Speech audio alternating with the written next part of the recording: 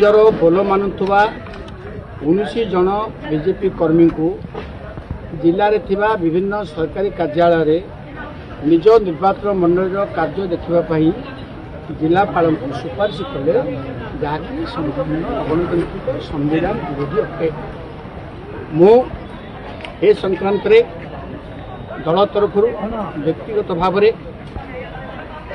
ମୁଖ୍ୟମନ୍ତ୍ରୀ RDC chief secretary को लिखी जे जिलापाल जेहेतु तोषामत करुच्ची करुच्ची निज क्षमतार अपव्यवहार करुच्ची तुरंत ये जिलू बहिष्कार कर एवं आवश्यक स्थले गिरफ कर।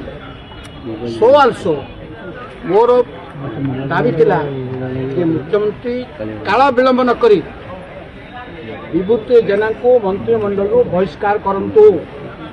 जेते दिन से विभूति जेना मंत्रिमंडल रहिबे गंजाम जिलार खनि खादान श्रीहीन हो। उदाहरण स्वरूप तांकर नाक तले दुर्नीति पालुर हिल मंत्री पाखरे पालुर हिल आज कांदुची प्रत्येक दिन 100 ट्रिप मोरम से पहाड़ दिन दीपरे बेधड़क भाव लुट चलती कोर्ट एवं पुलिस। जदि आपंक आम भिडी भल लगा तेब आम चैनल को लाइक शेयर और सब्सक्राइब करने को जमा भी भूलु नहीं।